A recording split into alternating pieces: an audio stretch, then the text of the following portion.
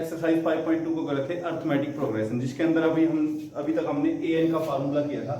A N का formula होता था a plus n minus one into d, यानी कि nth टर्म एनवा पद, हिंदी में बात करें तो एनवा पद और इंग्लिश में बात करें तो nth टर्म की हमने बात की थी, जिसके अंदर हमें कोई एपी दी होती थी जिसमें हम ए और डी को पहले निकालते थे या दिया हुआ होता था, उसके बाद बोलते थे 23वां पद निकालो 25वां पद निकालो, वो हम निकाल लेते थे। चलिए, इसी तरह हमने अभी तक 14 सम किए हैं, जिसमें 13 और 14 मोस्ट इंपोर्टेंट क्वेश्चन था कि 3 डिजिट का नंबर हो 7 से डिविजिबल या किसी भी नंबर से डिविजिबल। ऐसे हम एग्जांपल भी कर सकते हैं। 15 क्वेश्चन पढ़ो भाई। फॉरवर्ड वैल्यू ऑफ एन की किस मान के लिए, एन के किस मान के लिए the nth term of AP, दो एपी हमें दी गई, दोनों की nth टर्म क्या है, इक्वल है, यानी उसका एन एंड उसका एन दोनों क्या है, इक्वल। तो देखो कैसे करेंगे इसको। करने के लिए हम ए एन का फार्मूला का यूज करेंगे। तो एपी हम लिखेंगे given AP, given AP. 15 question को मैं करने जा रहा हूं, ठीक है भाई। गिवन एपी, एपी हमें क्या क्या गिवन है देखो। एक तो है 63, 65, 67 एंड सो ऑन, और एपी दूसरी क्या है 3, 10, 17 एंड सो ऑन। क्लियर। तो इनके अंदर देखो दो एपी है, तो इसको एपी 1 मान लेते हैं, इसको क्या मान लिया एपी 1, इसको एपी 2 मान लिया हमने। दो एपी हमारे पास, ठीक है। जो एपी दिया इनके अंदर हमने मान लिया let A1 be the first term of AP1 and D1 be the common difference। Clear. हमने मान लिया A1 है जो फर्स्ट टर्म है AP1 की, और D1 क्या है common difference. Similarly A2 and A2 मान लिया, A2 मतलब दूसरी AP की फर्स्ट टर्म। A2 यहाँ पे टर्म 2 नहीं है, A2 क्या है, चलो A डैश मान लेते हैं ताकि आपको कंफ्यूजन ना हो। A dash D dash, A double dash second AP B the first term and D double dash B the common difference of AP2। दूसरी एपी की हम बात कर रहे थे, यहाँ पे पहली एपी की बात की थी, इसमें A1 फर्स्ट टर्म है, D डैश कॉमन डिफरेंस है, इसमें A डबल डैश और D डबल डैश। तो A डैश की वैल्यू यानी कि जो पहली एपी है उसकी फर्स्ट टर्म क्या आएगी 63। क्लियर। देखो दो अलग अलग एपी है, इसलिए उनको नोटेशन हमें अलग अलग देनी पड़ेगी। ये नहीं है कि दोनों में ए मान लिया। दोनों में ए मान लिया तो हम कैसे डिसाइड करेंगे किस ए की हम बात कर रहे हैं, कौन सी ए की हम बात कर रहे हैं, उसको डिसाइड करने के लिए हमें A1 और A2 यानी कि AP1 की पहली टर्म और AP2 की पहली टर्म दोनों को अलग अलग मानना पड़ेगा, नोटेशन अलग देनी पड़ेगी। इसलिए एक को A डैश दे दिया, एक को A डबल डैश दे दिया, एक को D डैश दे दिया, एक को D डबल डैश। तो D डैश की वैल्यू बताओ कैसे आएगी। फर्स्ट AP का कॉमन डिफरेंस, तो सेकंड में से फर्स्ट पार्ट को माइनस कर देंगे। 65 में से माइनस किया 63, तो आंसर कितना आया 2। सेकंड AP देखो A double dash, A double dash हमें कितना दिया है 3 एंड D डबल डैश कैसे निकालेंगे, सेकंड टर्म 10 में से माइनस कर देंगे हम 3 को, तो 10 माइनस 3 दैट इज 7। यानी कि दोनों एपी के हमारे पास फर्स्ट टर्म और कॉमन डिफरेंस निकल चुका है। आप हिंदी में लिखोगे माना A डैश AP1 का प्रथम पद और D डैश सारांतर है। हिंदी में यहां लिख रहा हूं मैं, आप लिख लेना। माना A डैश AP1 का प्रथम पद एवं D डैश सारांतर है।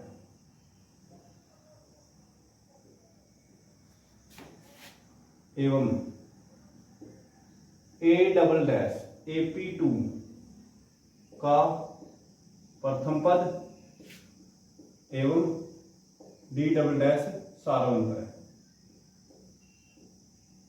क्योंकि दो अलग अलग एपी था, उनको अलग अलग नाम देना बहुत जरूरी था। अगर हम अलग अलग नाम नहीं देंगे तो हम डिसाइड नहीं कर पाएंगे कौन सी एपी की बात कर रहे हैं हम, ठीक है।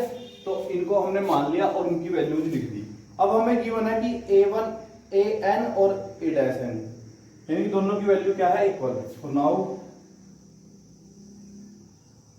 A'(n)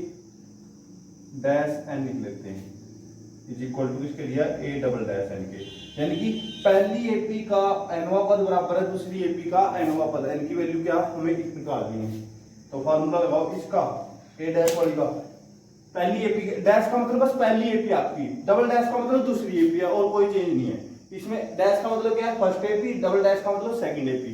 clear. तो ये दोनों हमने लिख दिए बराबर, हिंदी वाले लिख लेंगे अब, ठीक है। तो बराबर रखो A' plus n minus 1 into D' इसकी पहली एपी का सारा सिस्टम रखना है यहाँ पे, A' plus n minus 1 into D'। Confuse नहीं होना है, A' का मतलब हम पहली एपी की बात कर रहे हैं, A' का मतलब सेकंड एपी की बात कर रहे हैं। तो इनकी वैल्यू रख दो यहाँ से। तो इनकी वैल्यू जब हम रखेंगे, A' की value 3 plus n minus 1, D' की वैल्यू 7 इज इक्वल टू, यहाँ से A' की वैल्यू, अच्छा इधर 3 थी भाई, A' की वैल्यू 63 यहाँ पे, 63 और दिस इज 2 इधर देखो यहाँ पे 3 प्लस n माइनस 1 इंटू 7, इनकी वैल्यूज हमने रख दी। अभी इनको सोल्व करना है। सोल्व करने के लिए मैं यहाँ पे करने जा रहा हूँ इम्प्लाइज, देखो यहाँ से 63 इंटू ये 2 की मल्टीप्लाई कर दो, 63 plus 2n minus 2 is equal to, यहाँ से 3 प्लस 7 की मल्टीप्लाई, 3 प्लस 7n माइनस 7 की दोनों से होगी और 2 की भी दोनों से मल्टीप्लाई होगी। तो यहाँ से 63 minus 2 61 plus 2n is equal to, यहाँ से 7n और 3 माइनस 7 करके तो -4, तो ये 7n इधर आके माइनस का देखो, 61 उधर जाके माइनस का, तो 2n minus 7n is equal to -4 minus 61।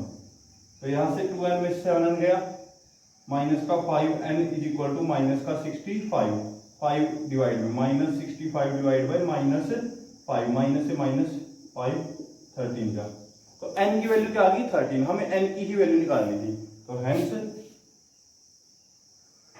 n is equal to 13, या अगर जो n की वैल्यू आई वो कितनी आई 13। हिंदी वाले ये लिख लेंगे, इंग्लिश वाले ये लिख लेंगे। दोबारा देखो एक बार, क्वेश्चन को इतना मुश्किल नहीं है, ना ही ज्यादा इंपॉर्टेंट, ठीक है।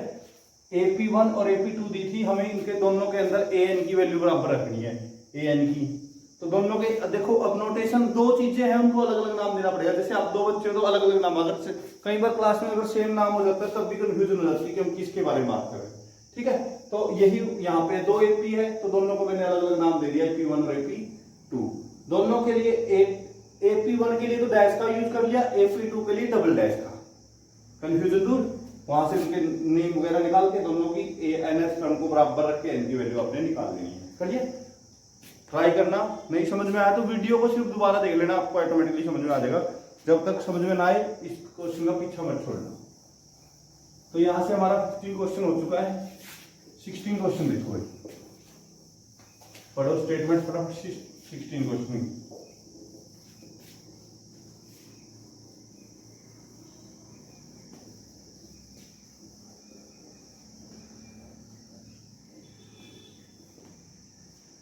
क्वेश्चन है जो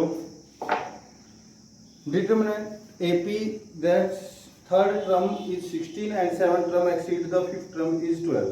AP निकालनी है, यानी कि A1 A2 3 4 टर्म लिखनी है उसकी। एक AP ज्ञात करनी है जिसमें तीसरा पद दिया, यानी कि A3 16 दिया और सातवां पद 5वें पद से 13 अधिक है। तो AP को जब भी निकालना तो हम A मान लेते हैं फर्स्ट टर्म, D मान लेते हैं common difference. 16 question, let A be the first term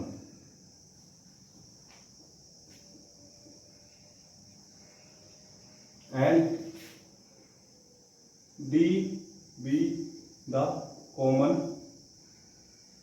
difference। ये तो हमारा मतलब बार बार ये लिखते हैं, तो आपको याद होना चाहिए जब भी AP का क्वेश्चन आए आपको 2 लाइनें तो पक्की होगी कि ये लिखनी है स्टार्टिंग में, क्योंकि AP के क्वेश्चन में सबसे बड़ी प्रॉब्लम रहती है क्वेश्चन को स्टार्ट कैसे करें, मतलब लिखने का मेथड कैसे, हम उसके अंदर डायरेक्ट एपी लिखें, क्या लिखे क्या नहीं लिखे। सबसे बेस्ट तरीका रहेगा ये 2 लाइनें लिख दो। माना ए प्रथम पद है,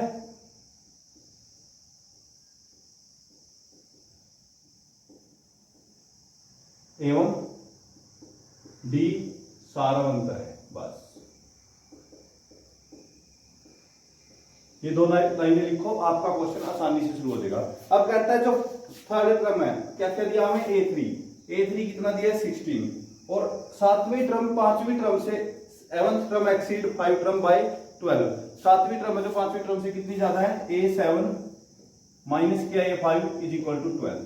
क्लियर, तो यहां से तो मैं इसको लिख सकता हूं a प्लस 2d बराबर 16 है ना। देखो A3 का फार्मूला है प्लस 2d, n-1d होता है ना, और इसमें दोनों के फार्मूले लिख दो यहां से a plus 6d minus a plus 4d is equal to 12। तो यहां से a plus 6d as is, ये माइनस, जब भी माइनस होता है ब्रैकेट इसलिए लगाते हैं क्योंकि पूरे के साथ माइनस है, तो माइनस ए हो जाएगा और माइनस का 4d इज इक्वल टू 12। तो a से तो ये cancel, 6d minus 4d 2d is equal to 12, 2 divide में d is equal to 12 by 2 that is 6। d की वैल्यू क्या आ गई 6, d की वैल्यू इधर रख लो। नाउ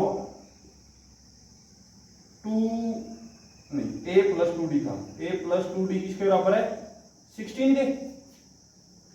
तो यहां से एक तो H D plus 2 into D की वैल्यू कितनी है 6 बराबर 16, तो 2 इंटू 6 12, 12 उधर जाके माइनस। तो यहां से मेरा क्या आ गया a plus 2 into 6 12 is equal to 16, 12 उधर जाके माइनस, तो a बराबर 16 माइनस 12, 16 में से 12 माइनस कर दिया हमने, कितना आया 4। तो हेंस अच्छा a की वैल्यू आ गई तो 4, a की वैल्यू 4 एंड d की वैल्यू कितनी आई थी हमारी 6। अब AP निकाल लिया हमने, d की वैल्यू कितनी आई थी 6, तो AP लिख देते हैं।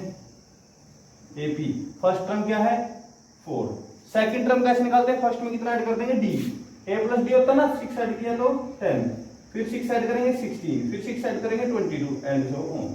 ऐसे हमारी एक AP बन जाएगी। जब भी AP बुक से लास्ट में a और d निकाल के AP बना दो। AP निकालने का सबसे आसान तरीका होता है फर्स्ट टर्म लिखो, उसमें 6 6 ऐड करते जाओ, AP बनती जाएगी। अगर माइनस है तो माइनस कर देंगे, ठीक है। तो आपका 16 क्वेश्चन गया। 17 देखो, find the 20th term of the from the last of AP। किसी AP की 20वीं टर्म निकालनी है पीछे से। फ्रॉम द लास्ट बोला ना, एक AP हमें गिवन है, लास्ट से हमें क्या निकालनी है 16 से, पीछे से 20th टर्म, आगे से नहीं पीछे से। तो जब भी पीछे से आएंगे तो d उल्टा हो जाएगा, d माइनस में हो जाएगा। तो अब हमें यही लिखना है, let a be the first term, d be the common difference, ये सब तो हमारा वही है। तो हम क्या लिखेंगे, देखो 17 क्वेश्चन इसमें बोल रहा है किसी AP में पीछे से अंतिम पद से 20वां पद निकालो। पीछे से चलना है और जो 20 नंबर पे आएगा वो हमने निकालना है। तो लेट AP हमें गिवन है, AP क्या गिवन है 3 8 13 एंड सो ऑन 2 5 3। क्लियर, तो वही let A be the first term and D be the common difference from last. A be the first term, D be the common difference from be the last term. अब क्यों देखो पीछे से निकालना ना, तो हम इसमें लास्ट टर्म मान लेते हैं। लास्ट टर्म पीछे से अगर हम बात करें तो लास्ट को लेके चलेंगे अपनी बात। माना ए अंतिम पद है और डी सारांतर है, डी विदा सार, ठीक है। तो लास्ट टर्म तो हमारी कितनी है 253। डी देखो कैसे निकलेगा, डी हमें पीछे से निकालना है, ऐसे ऐसे ऐसे करके। तो अब की बार क्या करेंगे, उल्टा डी का नेगेटिव ले लेंगे, माइनस ऑफ 8 माइनस 3, क्योंकि पीछे से अगर हम चलेंगे ना तो डी का क्या लेंगे माइनस का। तो 8 माइनस 3 डी निकालते थे, बस उसका नेगेटिव ले लिया हमने। तो ये कितना आया माइनस का 5, ठीक है। तो हम लिखेंगे 20th टर्म फ्रॉम लास्ट। पीछे से 20वीं टर्म हमने निकालनी है, तो पीछे वाले को फर्स्ट टर्म लेके चलेंगे, ये जो कॉमन डिफरेंस नेगेटिव हो जाएगा, उल्टा हो जाएगा, ठीक है। तो माइनस का ले लिया, माइनस का ले लिया, ठीक है। तो यहां से क्या आ जाएगा, a plus 19d। 20th term कैसे होती है, a प्लस 19d, तो a की वैल्यू 253 प्लस 19 इंटू माइनस का 5। d को नेगेटिव लेना है, a लास्ट टर्म लेनी है हमने अपनी बार, पीछे से चल रहे हैं। तो 253 plus into minus minus 19 into 5 95, clear. तो इसमें से माइनस कर दो 95 को, तो 5 माइनस क्या 8, 14 में से 9 गया 4, 5 और 1, 158। आंसर क्या गया 158। दोबारा समझो, जब भी हमें लास्ट से पीछे से बात करेंगे तो हम पीछे से ही चलेंगे, पीछे वाली टर्म को पहले टर्म मान लो और कॉमन डिफरेंस है जो नेगेटिव। जो अगर मान लो आपका 5 आ रहा है यहाँ से तो -5 ले लेंगे, अगर 7 आ रहा है तो -7, अगर -5 आता तो प्लस का 5 ले लेते, बस उसका नेगेटिव लेना हमने, जो भी कॉमन डिफरेंस है उसका क्या लेंगे नेगेटिव, क्लियर। उसके बाद देखो क्वेश्चन नंबर 18 क्वेश्चन क्या कहता है, the sum of fourth and eighth term of AP is 24। तो ऐसे ही हम क्वेश्चन लेके चलेंगे, a with the first term, d with the common difference, ये तो हम लेके ही चलते हैं, a with the first term and d with the common difference. अब बोला क्या है, the sum of the fourth and the eighth term of AP is 24, यानी कि हमारे पास दिया है कि जो चौथी टर्म, चौथा पद और 8वें पद का जोड़ कितना है 24, चौथे पद का और 8वें पद का जोड़ कितना है 24, और छठे पद और 10वें पद का जोड़ कितना है, sum of the sixth term and the 10th term is 44, यानी कि छठे का और 10वें का जोड़ कितना है हमारा 44। तो एपी की फर्स्ट 3 टर्म निकालनी है, यानी कि एपी बनानी है हमने। तो देखो भाई, ए फर्स्ट टर्म है, डी कॉमन डिफरेंस है, एक तो बोल रहा है sum of A4 plus A8, दोनों का जोड़ दिया है, कितना दिया है A4 और A8 इज 24, कितना है भाई 24। दूसरा एंड सेकंड क्या दिया हमें, छठे और 10वें का, A6 plus A10 is equal to 44। यहां से AP निकाल लिया हमने, तो देख लेते हैं, A4 A plus 3D plus A8 A plus 7D is equal to 24 given है, and A6 A plus 5D plus A plus 9D is equal to 44। तो जोड़ो इनको, A और A 2A प्लस 3 और 7 10D इज इक्वल टू 24। यहां से A और A 2A, ये कितना आ जाएगा, A और A 2A प्लस 5 या 14 into D is equal to 44। इसको नीचे लिख लो, इसको 2A plus 14D is equal to 44, ठीक है। तो माइनस कर दो, सब एलिमिनेशन मेथड लगा दो सेकंड चैप्टर का, थर्ड चैप्टर का, जब हम दो इक्वेशन दी होती थी एवडी में तो हम करते थे ना, तो माइनस कर दो इसको, माइनस माइनस और माइनस कैंसिल, 10 माइनस 14 माइनस का 4D is equal to minus का 20, minus 4D is equal to minus 20, तो D is equal to -20 by -4, minus से -4 इंटू 5, तो D की वैल्यू कितनी आ गई 5। D की वैल्यू 5 किसी भी एक इक्वेशन में रख लो, इसमें रख लो। नाउ अब 2A plus 14D is equal to 44 था हमारे पास। D की वैल्यू कितनी रखनी है हमने, जो भी हमारी वैल्यू आई है, D की वैल्यू आई है 5, D की वैल्यू 5 इसके अंदर अब रख दो, तो रखो D की जगह क्या रखा 5, D की जगह जब आप 5 रखोगे तो 2A plus 14 into 5 is equal to 44, तो 2A plus 14 into 5 70 is equal to 44, clear. ये 70 उधर जाके माइनस का, तो 2A is equal to 44 minus 70, 44 में से 70 माइनस किया तो हमारे पास आया 26, क्लियर। 2 डिवाइड में A is equal to 26 by minus का आएगा बाय 2, दैट इज माइनस का 13। A आ गया, D आ गया, AP निकालनी है, तो हेंस AP वही -13, -13 में 5 ऐड करते जाओ, 5 ऐड किया तो -8, फिर 5 ऐड किया -3, फिर 5 ऐड किया 2 एंड सो हर एक में 5 ऐड करते जाओ, जो आंसर आएगा वो लिखते जाना, वो एपी आपकी बन गई। ए और डी मेनली हमारे लिए ए और डी है, अगर आपको ए और डी की वैल्यू निकाल ली फिर तो एपी बन गई। एपी में क्या है क्लियर। उसके बाद देखो क्वेश्चन नंबर 19 क्वेश्चन क्या कहता है कि सुब्बाराव स्टार्टेड वर्क 1995। सुब्बाराव ने है ना जो 1995 में काम करना शुरू किया और उसकी जो एक एनुअल सैलरी थी 5,000 रुपए थी, मतलब एक साल की सैलरी 5,000 रुपए थी और उसको हर साल इंक्रीमेंट लगता था 200 रुपए का पर ईयर, मतलब 200 रुपए हर साल उसकी सैलरी में ऐड होते थे। तो बताओ कौन से साल में उसकी सैलरी 7,000 रुपए हो जाएगी, इन विच ईयर, कितने साल में, कौन से साल में हो जाएगी वो हमने बताना है। तो लेट कर लिया ए be the first salary of mister Subbarao. Question number 90, A be the first salary and d be the annual increment per year, D be the increment.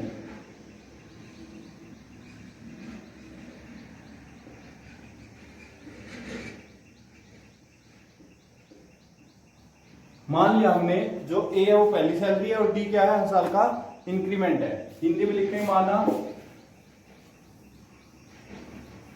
Hindi में क्या लिखेंगे माना ए प्रथम वर्ष की सैलरी है, इनकम सैलरी को हिंदी में क्या बोलेंगे भाई, आय, मासिक वेतन पर कार्य आरंभ किया है।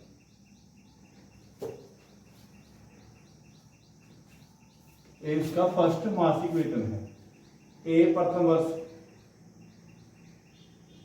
प्रथम वेतन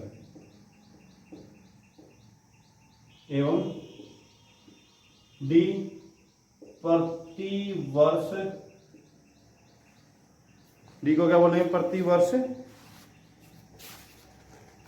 वृद्धि।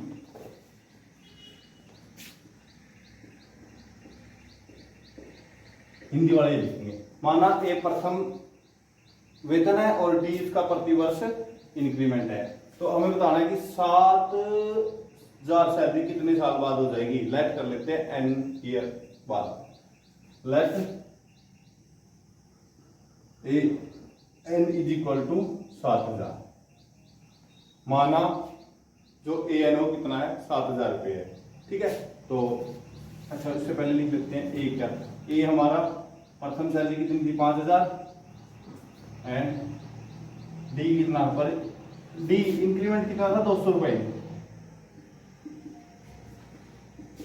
ये इसकी सैलरी है, इसका इंक्रीमेंट है, हमें निकालना है 7,000 का, वो गलत कर लिया। ए एन इज इक्वल टू 7,000 रुपए, मतलब कि उसकी एन ईयर के बाद, एन साल के बाद उसकी सैलरी कितनी होगी 7,000 रुपए। तो उसमें हमने वैल्यू रखनी है ए की value, a plus n minus 1 into d होता है ना 7,000, तो ए की वैल्यू रख दो। ए की वैल्यू रखी हमने 5,000 प्लस एन की वैल्यू निकालनी है और डी की वैल्यू रख दी 200 रुपए पर ईयर इंक्रीमेंट है, तो 7,000 हो जाएगी। तो यहां से 500 उधर जाके माइनस एन माइनस 1 इंटू 200 बराबर 7,000 माइनस 5,000 कितना हो जाए भाई 2,000 रुपए, ठीक है। अब ये 200 इसके साथ मल्टीप्लाई में डिवाइड में चला जाएगा, यहाँ पे देखो n माइनस 1 बराबर हो जाएगा 2,000 डिवाइड बाई 200, 2 0 से 2 0 10 साल के बाद उसकी 2,000 रुपए सैलरी बढ़ जाएगी, ठीक है। तो नहीं 10 नहीं भाई, एक इधर भी जाएगा, n minus 1 is equal to 10 आया, 1 उधर, n is equal to 10 plus 1, क्योंकि एक साल लगता भी है ना स्टार्टिंग के 1 ईयर में, तो ये कितना आ गया, n की वैल्यू कितनी आ गई हमारी 11। तो आफ्टर 11 ईयर, तो हम लिख देंगे 11 ईयर इन विच ईयर, तो 11 ऐड कर दो 1995 में, तो लिखेंगे इन 1995 में 11 ऐड किया 2006, हिज इनकम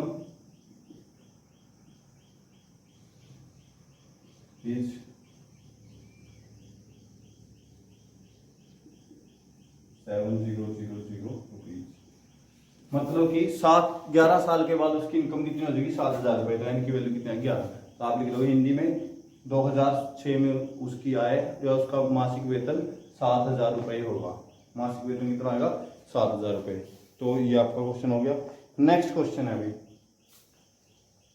लास्ट क्वेश्चन है इस एक्सरसाइज का 20, बहुत ही आसान है, देख लेते हैं। अच्छा, इस क्वेश्चन में थोड़ी सी प्रॉब्लम आएगी 20 में, किसी मैथ में स्टेटमेंट थोड़ी सी चेंज है, बस नंबरिंग वैल्यू चेंज है। नंबरिंग वैल्यू को आपने अपने मैथ के अकॉर्डिंग करना है, जो भी आपकी नंबरिंग वैल्यू दी है।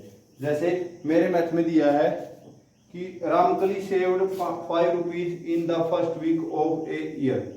रामकली है एक, उसने क्या किया है कि स्टार्टिंग में 5 रुपए सेव किए हैं पहले वीक के अंदर, ठीक है। और हर वीक में वो इंक्रीज करती गई 1.75 पैसे, मतलब 1 रुपये 75 पैसे उसने हर, जैसे पहले वीक में 5, अगले वीक में उसने 1.75 ज्यादा बचाया, यानी कि 6.75 रुपए। अगले वीक में उसने फिर 1.75 रुपए ज्यादा बचाया, यानी कि 6.75 में हम 75 ऐड कर देंगे तो 8.50 ऐसे वो बचाती गई। पहले बताया उसने 5 रुपए, फिर 6.75, फिर 8.50, ऐसे हर वीक में वो ऐड करती गई कि इंक्रीमेंट को बढ़ाती गई। तो अब हमने बताना है कि उसने 275 रुपए कितने एन वीक में बढ़ाया, तो एन की वैल्यू निकालनी है, बस वही है।